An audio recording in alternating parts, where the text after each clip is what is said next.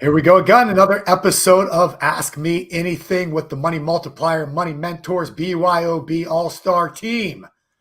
With that being said, we got a few questions to kick off with, but throw them over in the chat box. We'll answer all your questions. Infinite banking, money, investing. I don't know, what else you guys want to talk about today? Are we live? Because I don't know if we are. Oh, yes, we're live. We're live, baby. We are live. So we're going to be right back for some introductions, get some questions answered in about 14 seconds.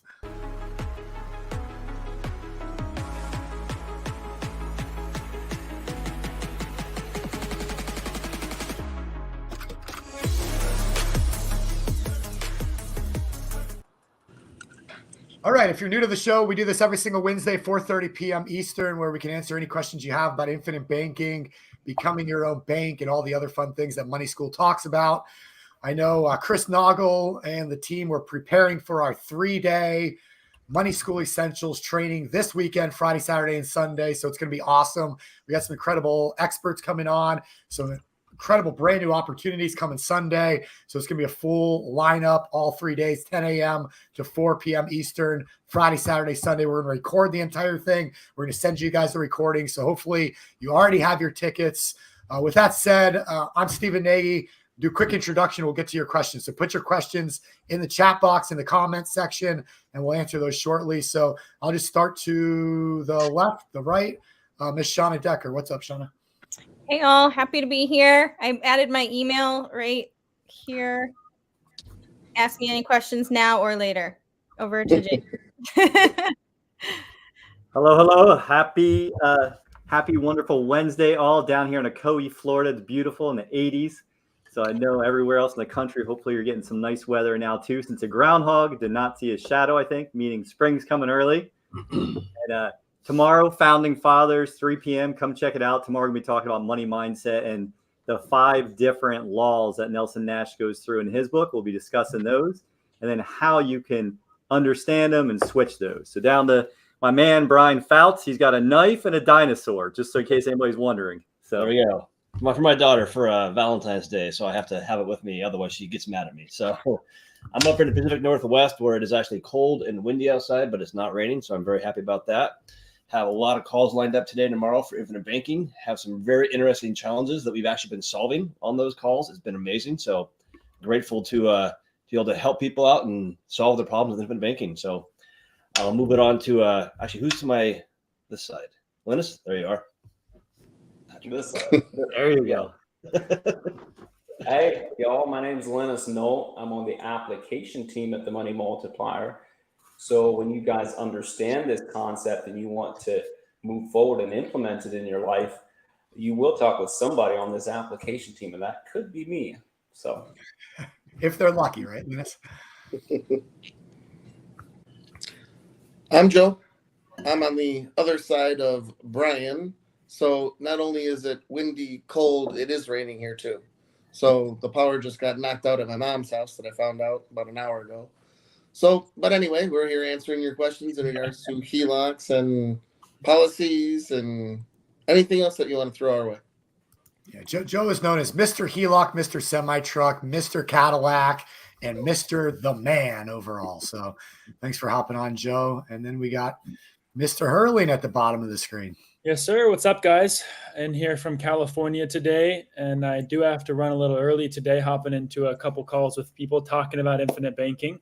But I'm excited to be here with you again, week after week, talking about this concept and answering your questions. Awesome, man. All right, cool. Let's get into the questions, Shauna. What do you think? Yeah, so we do have 2 pre-submitted questions from Rick Smith. He said, with a first HELOC, how much percent-wise of the available balance do you utilize for opportunities where there is a positive net return over the interest rate of the HELOC? And then he's got a second question after that. Well, I think he's asking how much slush he would want to keep inside the HELOC. That's a personal kind of warm and fuzzy feeling. Does he want to keep enough for 1 month or 2 months?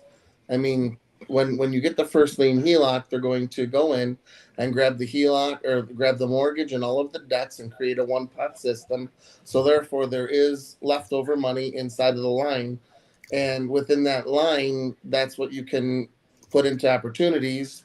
And it just depends on, how much you want to leave inside that one pot, because that one pot is now going to be your savings account, your checking account, and your investment account. So every penny that comes into the house goes into the pot. So you just have to make sure that you obviously have enough of money in the pot to pay the bills and stuff that you want to operate on. So that kind of runs into his follow-up question too, is where is the better place to keep the 3 to 6 months emergency fund, the first lien HELOC, the policy, or elsewhere? And you kind of made it all sound like one. So if you could explain that a little bit more. So it's a little bit different when you do the one pot system, because then there's the HELOC. The HELOC involves opportunity cost, which is the interest rate that you're utilizing for the HELOC. When we take the money and it's in the HELOC, we'll run it through the policy. Now the policy is going to be an asset. So with the amount of money that comes into what you're borrowing, we're having a net gain of 1. So it's an asset. So then when we borrow the money out and put it back into the opportunity cost, that will be paying down the interest for the HELOC. Joe, I think this is the best explanations I've heard. Don't ask me anything. I don't know if anyone else is feeling that way, but I've written down more notes in this, other than the circle and all the stuff. It's very, very good. Yeah. When it comes to the one pot system, he's got it dialed. His delivery is getting more crisp. Yeah. Also, I love Brad right now. Pulled over, insert disclaimer here, back on the road. So, you don't want your money sitting doing nothing. So we all want it always moving. And if we're moving it, it should be paying the opportunity cost and not being stuck in the asset. So I run it through the policy, put it back into the HELOC, because now it goes into the investment. So what am I doing? Not only am I making money once in the investment, I'm also running it through the policy, making money twice. And paying your home down. And paying less in the house, because now there's velocity. So now what does that mean? So if I'm getting paid every Friday and that paycheck hits my HELOC every Friday, and the investment is coming in from this investment and from this investment, and that's hitting twice, what is velocity? Rate times speed. So the amount of money that hits the policy or hits the account will pay down that velocity of the interest rate. So therefore, we're not really paying 7.75. It'll be decreased to probably around 3.25 or 3.75. I've been asked this question, Joe, a couple of times, and I don't know the right answer, but I've heard Christy Van say it a lot, where you can, if you fund your HELOC with your income, the payment for the interest doesn't matter because it goes away. Or some terminology like that. What does that mean? Say that again. If you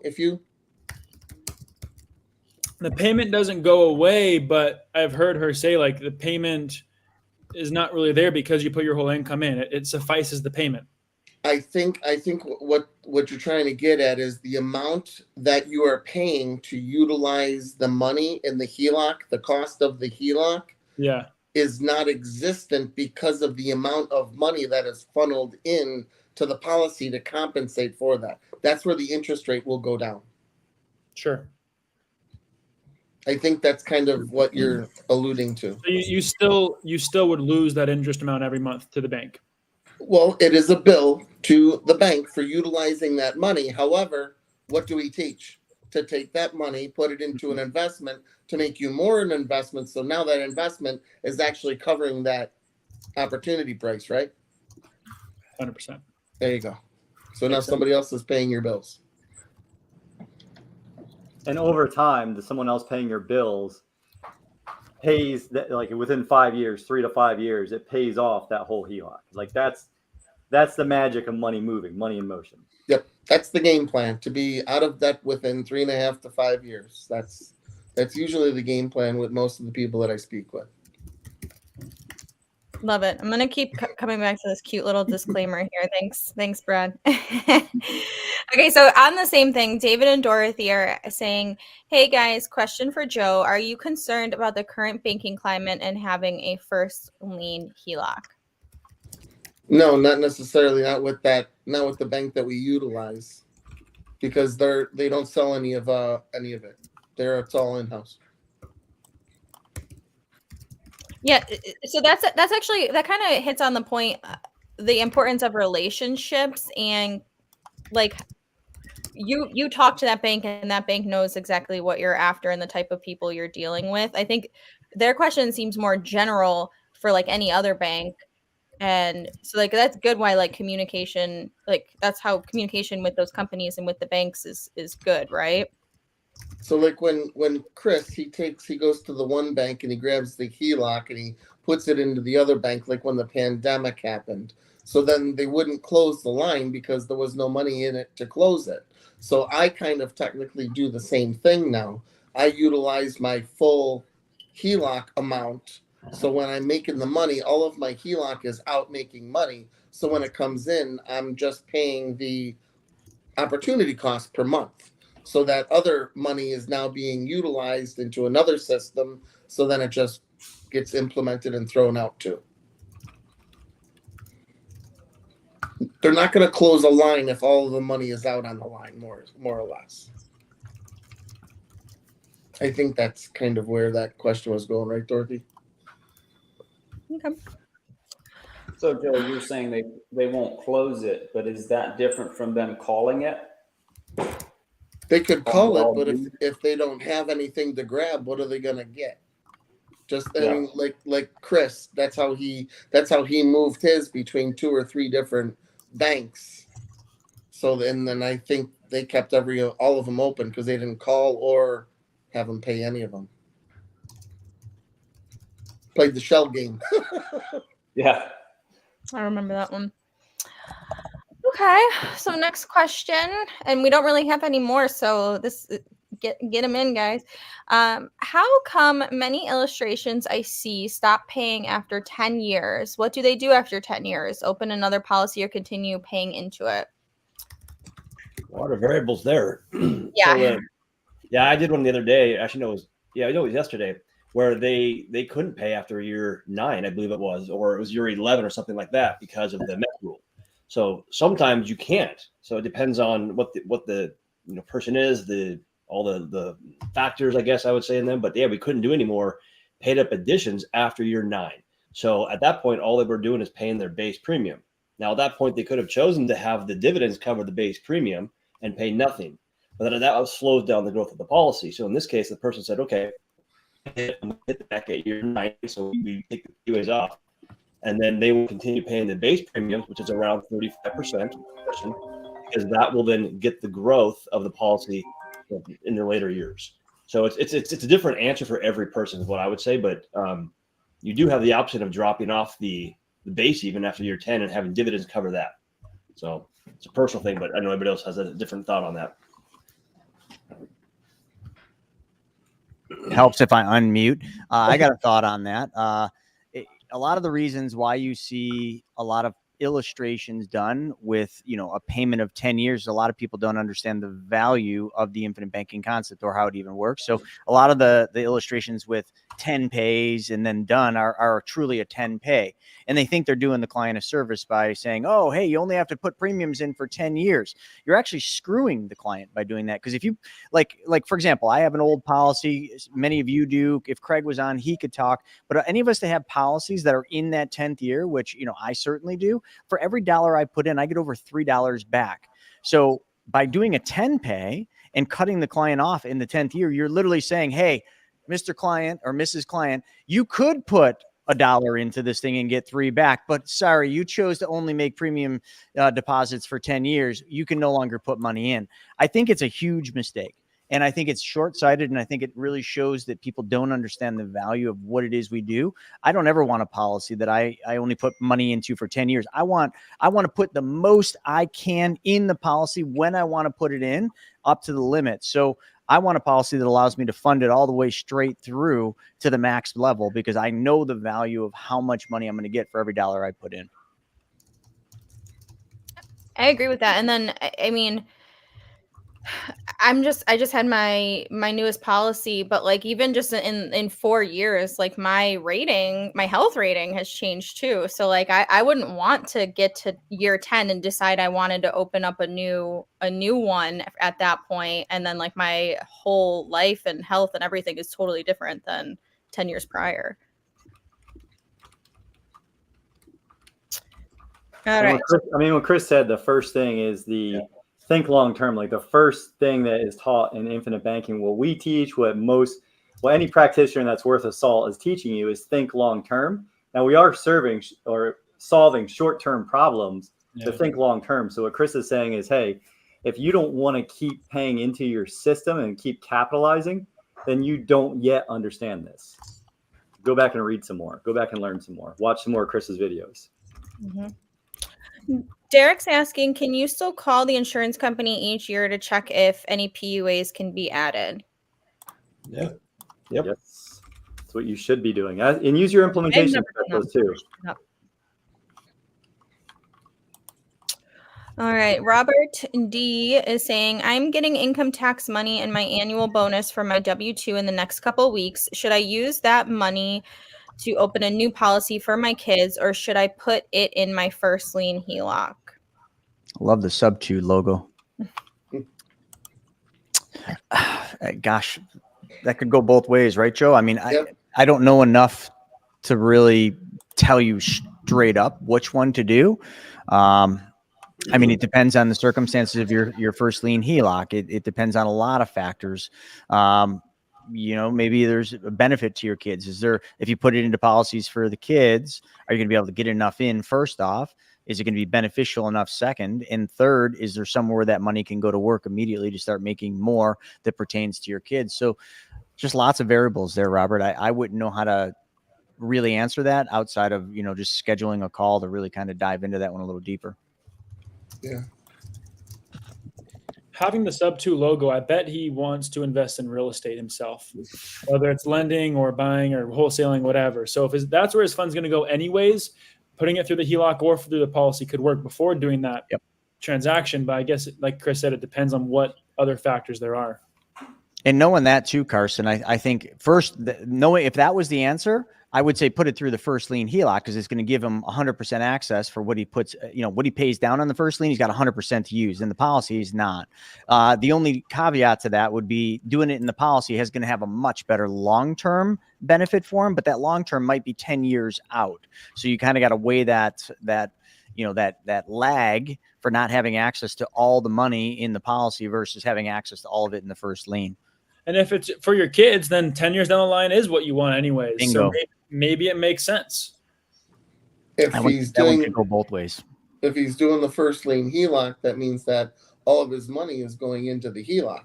So if he wants to get a policy on his kids, it's going to come out of the HELOC one way or the other anyway. That's true. So, I mean, and then once we ran through the policy for the kids, you're going to hit loan and put it right back into the HELOC anyway. And then we're going to utilize that into an investment. So probably both. Yes. Yeah. Let's just do them both. I'm gonna put our link up there too. So mentors.beyourownbanker.com will get you on the phone with any of these lovely people that you're talking or that you see on the screen today. Back to that question about the 10-year, like why would anyone build a policy like that, Chris? That's a follow-up question to those 10 pays. Sure. The 10 pays are very common in the industry. Like almost all financial advisors, that do whole life will always use 10 pays. I know when I was an advisor, I used a lot of 10 and 15 and 20 pays, but it was always because I wanted to get the client to a point where they no longer had to, again, I'm going to change the mindset. Back then I was like, premiums are payments. And I knew there was cash value, but it was still, you're paying for a death benefit, to now where we build policies for banking, where we literally want to be able to put as much capital into our banking system as possible. So premium deposits, I mean, I don't know anybody that wants to put less deposits in their bank account, and people want more deposits in their bank account. So when you start thinking of this as a banking system, the mindset shifts. So the main reason, number one, would because they just don't know what they don't know. You know, they're still looking at it as a life insurance contract, and that's what they're selling, is a life insurance contract. I will say, like, for what we do, there would be one applicable thing that I can think of for a 10-pay or a limited pay policy, and that would be somebody that's setting up an IBC strategy strictly for supplementing the retirement. So maybe they're 50 and they want to retire at 60. So we would fund it from 50 to 60, but they'd have to literally tell me, I'm just a normal person. I don't want to put more money in. I don't want to do anything. I just, at 60, I'm done. I just want to check. I don't want to do anything. I don't want to lend. I don't want to do real estate. I just don't want to do anything. Then great, 10-pay and just draw it down. Even with that, Chris, I mean, it wouldn't even work with us, though. I mean, like, I wouldn't drive such a hard bargain like you, Jason. I would make such a fuss about, like, why you wouldn't want to put $1 in when you get $2 or $3 back, even if you are retired. I'd even say to the client, I'd be like, you know what? If you want to do a 10-pay because you're so dead set that you think you just don't want any more, payments, then you don't understand it. Why don't you call somebody at Prime America, buy some term and invest the difference. We're not a fit for you, because it's just like you said, Jason, or about to say, like, the simple thought of, if I put $1 in, I get more than $1 back. Like, why wouldn't you understand that? Secondarily, like, if we were allowed, like, dude, like, do the policy. I'll lend you the money every year after the 10th year at 25% interest. And then you just pay me the money back and it'll cost you nothing. Just give me the cash value. that's what I was going to say. You can go, if you're sitting on your porch, you're retired, you're throwing balls at kids or coming in your yard, you're yelling at people. And then you're like, hey, Fred and Ed and Jeff, I need $1,000 from each of you. And I'll give you 20% on that within a month. But you're taking their money and you're turning that into $6, the $3 they gave you, then that's how you bank. Like, if you can just think you can borrow someone else's money, if you don't want to work anymore, then you can help them make that switch. What's next? If you came to me with that option, that would be awesome, man. And not even an investment. You'd literally be like, here's a contract showing I'm getting this much money next week. Let's do this. It'd be so easy. Yeah, I imagine that. I mean, like, just someone that's a retiree is, and another part about a 10-pay, say, yeah, you can do that, but what if you change your mind? What if you learn something new? What if you haven't arrived yet? You haven't had that arrival syndrome? Well, wouldn't you rather have an RPU at year 10 or 11 where you can just stop it? You have that choice. But good point. But you take it away if you do a 10-pay. You lock yourself in. Yeah. Like, all the mold in our facility is getting to my head, because that didn't even come to me. But yeah, like, why would you do a 10-pay that cuts you off in the 10th year when any of our clients can literally just RPU in the 10th year or beyond and just, I think I'm done. And then they're just done. And most likely they're not our clients, because I've had those conversations. They typically don't end up being our clients. And we need to know who is the clients and who are, right, Chris? Someone told me that once. He was pretty wise. I don't remember who. Yeah. I will say I get the fear around it about making policy, even if you think of it as payments when you're 89 years old, like, you're like, oh my God, I have to pay this thing. But even looking at my most recent policy that Linus and Chris had sent over, is, I think when I'm like 89, I put $3,000 in and then I get access to $10,000. Like, to me as an 89-year-old, I would like to do that. Like, I want to do that. I look forward to that. June, the 89-year-old I talked today, that's exactly what she wanted. Her two things that she wanted someone to tell her what the policy her parents bought for her when she was 16. So, like, doing the math, that's what, 63 years ago or 73 years ago. Wow. That they bought the policy. And I told her, hey, get an in-force illustration. It had very little cash value, but I couldn't imagine it had a much bigger death benefit. And she's like, okay, you already told me more than the people that, wrote the policy. They just want to sell me an annuity, or they told me they couldn't help me. And then the second part of it, she's like, I want to leave a legacy for my son, and I want to pay my rent. My rent keeps coming up. I'm on all these committees, but I'm not making more money. So Shauna, like, to your point, if you're putting in 3,000, you're getting 9, it's going to help you with that inflation. It's going to help you with that cost. And you can borrow it from a friend, give them 10, 15, 20% in a month, and still have that money. Yeah. Love it. Policy and pay back. Honestly, I thought that's the logic I said too, Brian. I was like, I'll just take, yeah, absolutely. I have a question real quick, Shauna. Like, who was the one that figured out how to change the names to be the logo? Man, that is freaking cool. It's so on brand. Well, so it's on the column over to the right. It's under brands, and you can have it be like bubble, classic. This was the one we were using, but I like this one. I do too. Wow. Makes us look super sophisticated. All right. So Jay is saying, "Hi. Does the normal physical you get annually, like at your doctor, differ from a medical exam for a policy?" Not really, but the insurance company does run some different tests on the labs than what the normal doctors would. So typically we can't use the same labs that a doctor ran on you. Now, Linus, if the younger they are, is it maybe more applicable for the normal physician's numbers to be used? Because like if they're like 25 versus like 55, does it matter? That doesn't really make any difference as far as the lab goes, to the point that I just made. But with some of the companies, a younger person like that, when it's not a huge policy, they may not have to do an exam at all. There may be some accelerated underwriting program that the company can do, or there might just be a phone health interview or something instead. Gotcha. Makes sense. Linus, isn't typically over 50, you're most likely going to get a paramedical, no matter what the coverage is. And it pretty much under 50 and under $2 million for a lot of the companies we work with, you could get accelerated underwriting depending on what they're seeing. Is that fairly? Those are part of the points, but still a lot of people don't qualify for it, even within those parameters. And so I'd say probably close to 90% of all the clients we put through still have to do a paramedical. It's good to know. Yeah. I have noticed it doesn't really, I haven't seen a huge age difference, but death benefit wise, if the death benefit's under like 200 grand, I've seen accelerated underwriting be almost every time, I feel like. Yeah, depends a little bit on the company. What do we got next? So another one. So I was trying to look for it. So Steven, it says, Derek saying, can someone post a link to tomorrow's webinar? Can't seem to find it. So I was thinking he means the PMC Quick Start webinar with Noah that's on Thursdays. And I also can't seem to find the link. So if you can help me out with that. Yeah, it's And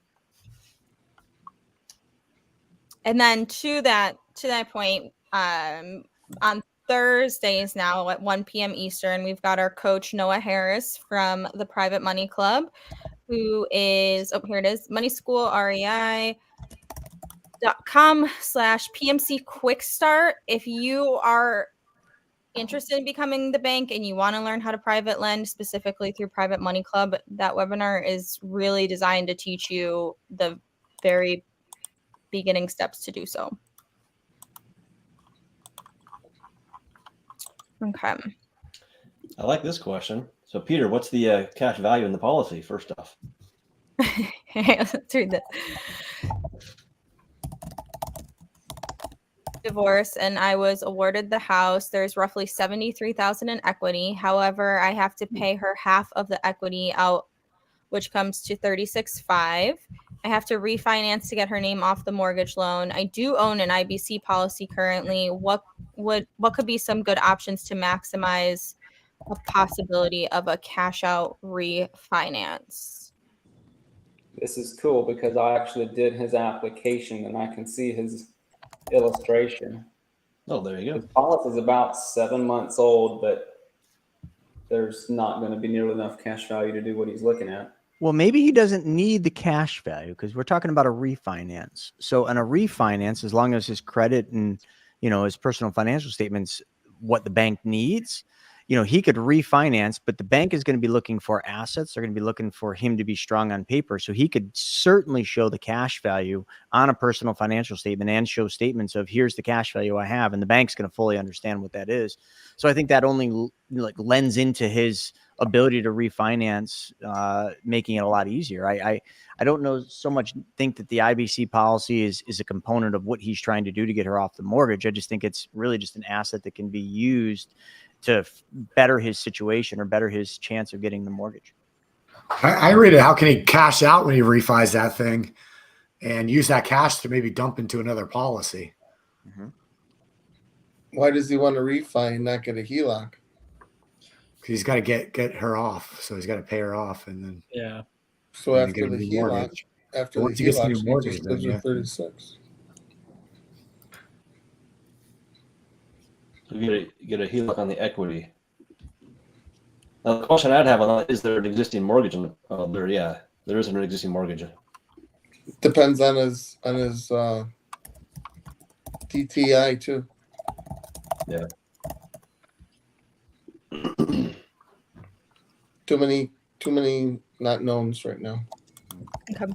I do have one more follow-up question from Rick to you. So the questions we started out with the HELOCs.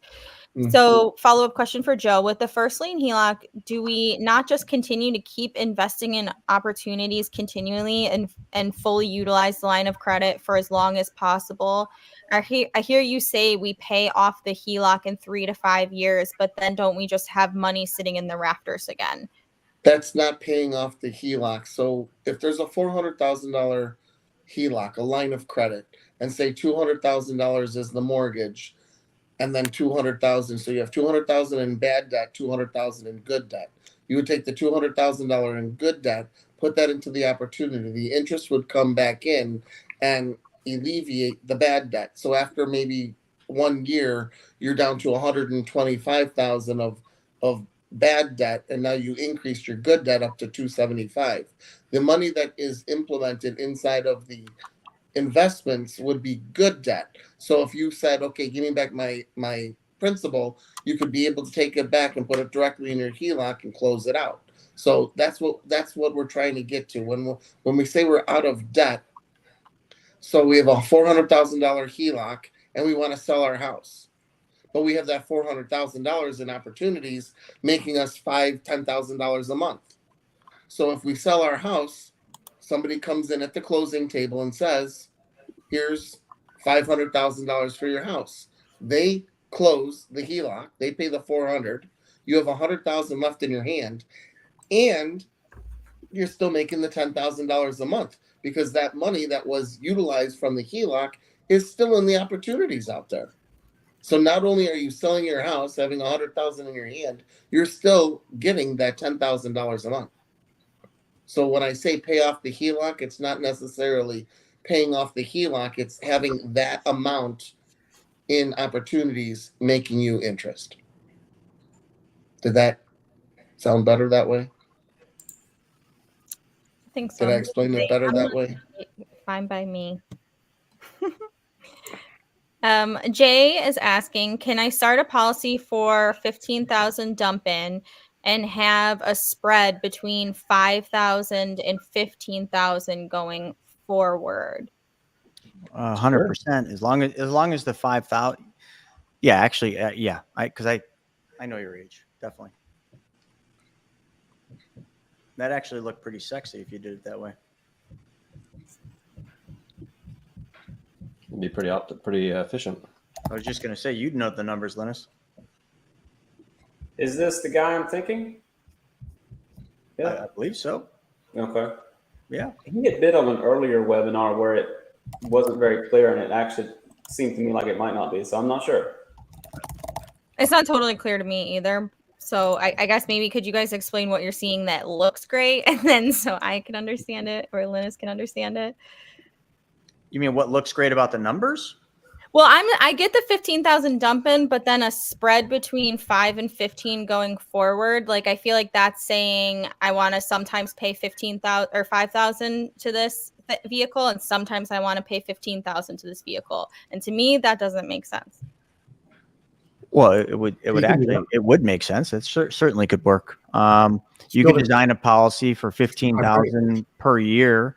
And then I'm not doing the math in my head, but like I'm pretty sure we could redline the policy because it's not a big dump to allow it as low as 5,000 in any given year, except for the first year you'd have to fund it at the 15. Yeah, it's 15,000 annual policy, and then the low side you're at if you divide 65-35, you're at $5,000 on the low side. Yeah. Yeah, So you could go if you go as low as 4,500 to not have any term on it. You have 4,500 for your low end. Okay. and no drag on the policy at that. So you just That's wouldn't what I want to mean. go lower than 4,500 because then you could build it without any drag and out any that Mr. Dave Ramsey awesome stuff in there. Man, I wasn't going to bring this up, but I watched a couple of his videos this week, and I had to go watch some Nelson Nash to kind of wash myself off. At this stage, Jason, by you watching Dave Ramsey, no disrespect to Dave, but it just makes you stupider. I'm telling you, like it takes your IQ, and you're going to lose. You're literally going to instantly become stupider by trying to watch his stuff because you're literally just.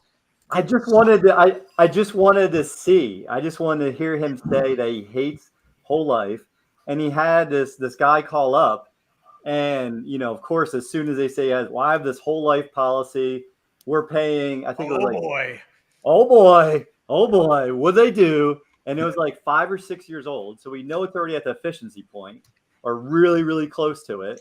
And it was for him and his wife. He had $1 million of coverage. She had $500,000 of coverage. It was like $648 a month. In the call, he literally told the guy, "Get rid of it, surrender it, and go get term." And dude, that is totally like that could end up in an arbitration case right there. Literally, like.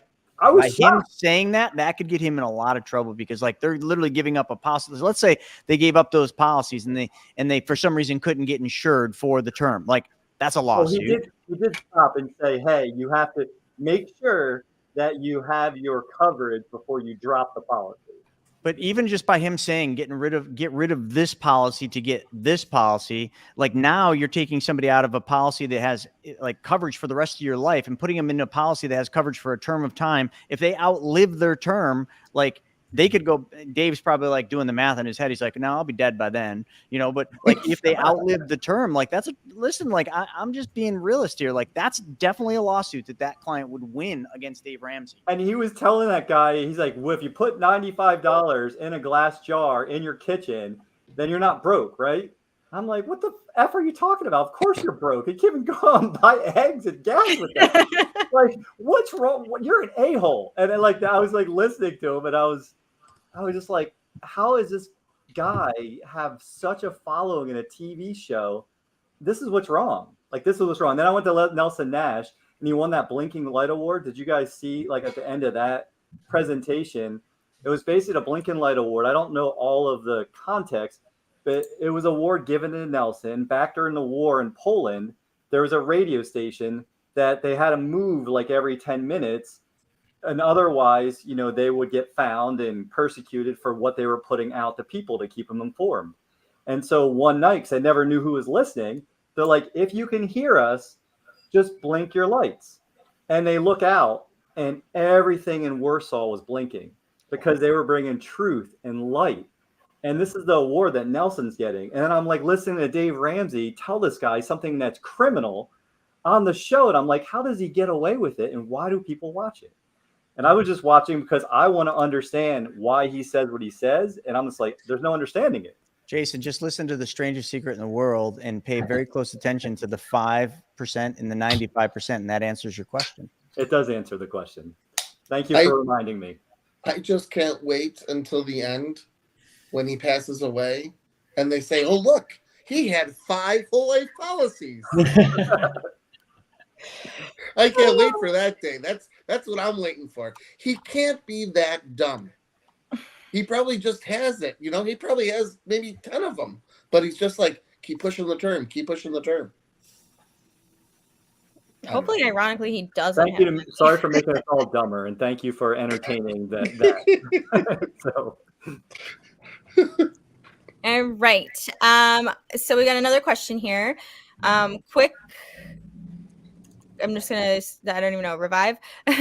I'm military and currently temporarily stationed overseas. Would I be able to get this process started now, or will I need to wait until I get back? I'm in Europe. Okay. Thank you for your service, number one. Mm-hmm. Number two is, yes, as far as getting the policy signed and doing your paramedical, you will be stateside. I've helped a lot of veterans or a lot of people in the military who've come back, who've done the task, got approved, and they're able to fund it and therefore move forward. So anybody else have any additional context for that? No. The exam has to be done on land, and they have to sign it on land. Other than that, I wonder if you lived on a boat, if they'd come do it on a boat. you know what I meant. I did. That's where my brain went. So I just went with it. My brain went to Step Brothers. Boats. Anyway. We're live, so if we could do rapid fire. We got another 14 minutes here. If anybody's got a question. Oh, here we go. Jay saying, regarding the PMC, do we need our attorneys involved when trying to complete a deal, specifically lending money?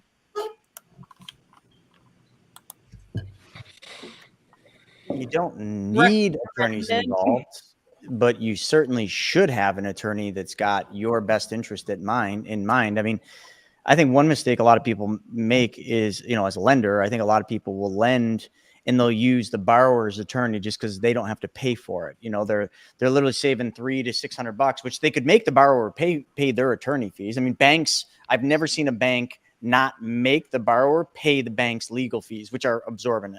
So there's no reason you shouldn't have your own attorney. And in your contract as the lender, thou with the gold makes the rules, tell the borrower that they're going to pay the legal fees for reviewing or preparing the mortgage and the note.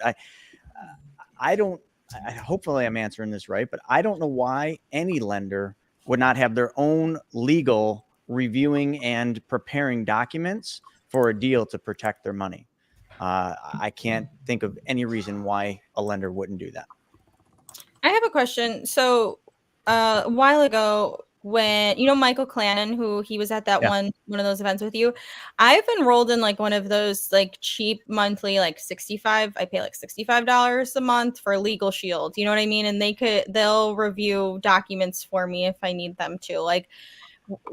I don't know if that would suffice better than not, or Yeah, you'd want to. I don't know about Legal Shield, but you'd want to find. You could do one of those retainer services like what we used to do, but you'd want to make sure somebody on that legal team is a specialist in real estate. That's all. Okay. That was going to be my question, Chris, is how do you get the right attorney? So a real estate specialist. Referrals. I mean, it's not hard in any area to find a real estate attorney. I mean, Facebook, every social media platform, you can go on them. You can go on any of those rating sites that, find a 5-star rated real estate attorney. It's if you say you can't find one, it's because you haven't even tried to look. There's so many real estate attorneys out there, but find one that just really is a specialist in real estate. Good advice, because none of us here are legal professionals. No, me neither. I've just taken the whole legal thing very serious in the last 3 years, maybe too serious. I think people get mad at me because they're like, hey, I sent you over this thing to read. I'm like, yep, my attorney's reviewing it. They're like, wait, your attorney's reviewing it? It's just a letter saying hi. Yeah, I figured I'd just have my attorney review it. I'll send you the red lines over. That's awesome. I'm kidding, but I'm really not.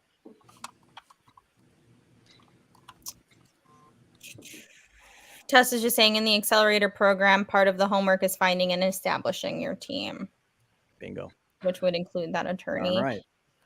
So to that point, Jay, I don't know if you're joining us for the 3-day this weekend, but actually, you know what, that webinar tomorrow, the PMC Quick Start, you'll get a taste of Coach Noah Harris, and that's really somebody who's going to get you off the ground to learn to lend the right way, the best way, set you up for success.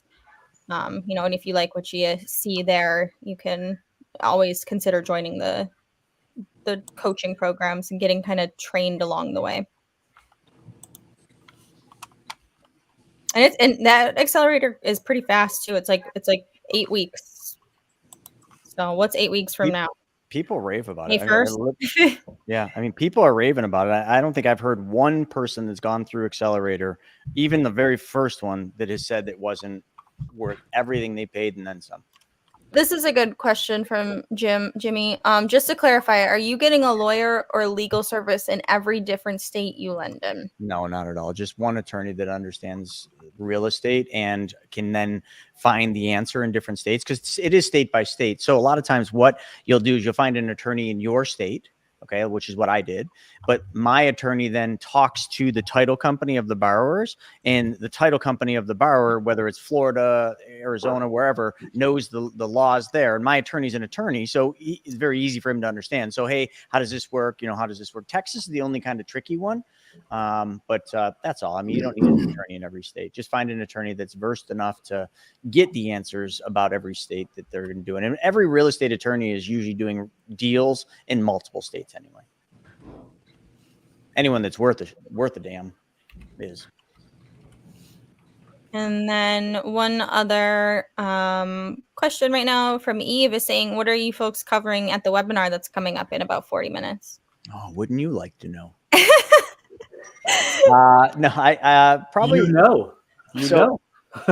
I'm gonna kind of high level, and it's gonna be very high level because obviously I don't want to give the whole thing away. But we're gonna cover economics. We're very quick about economics, bridge strategy to not give all the money you've made over the last couple of years in this bull market. Then moving into the best ways to preserve and protect wealth without taking additional risk, and the best ways to build your wealth. And then we'll finish up on some IBC strategies that kind of get you ready for the 3-day. Eve, you've been around the campfire for a while, so some of it would be a repeat for you, but some of it won't be. Some of it'll be like the early stuff will be new. And then Oren saying, my policy will start in 2 weeks, longest 2 weeks ever. I know, it's tough. I got to jump, Sean. I got to go pick my car up, but I'll see everybody in 40 minutes. Wow, you are strong. Good luck with that. What? Oh yeah, it's nothing, man. I've been going to the gym. It's only like 7,000 pounds. I mean, it's just a hunk of metal, piece of cake.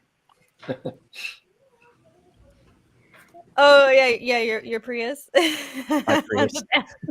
Love my hybrid. Could you imagine Chris driving a Prius? That would make him angry. Hilarious. Those things used to sneak up on me when I used to cycle all the time. I hated those things. They were like the first ones. They're so quiet. I always think of like The Office. Dwight gets like ran over by one, I think, at some point. Yeah, that almost happened a lot. That was true. True thing.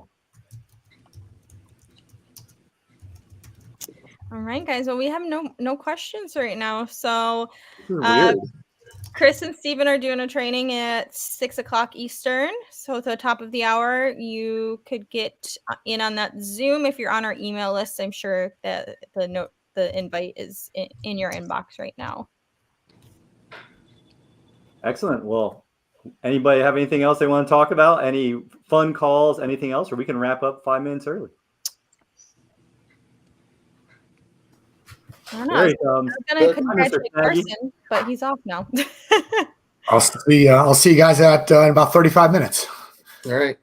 All right. Catch you guys later. That's good. Thank you all. Good to everyone. Thank you.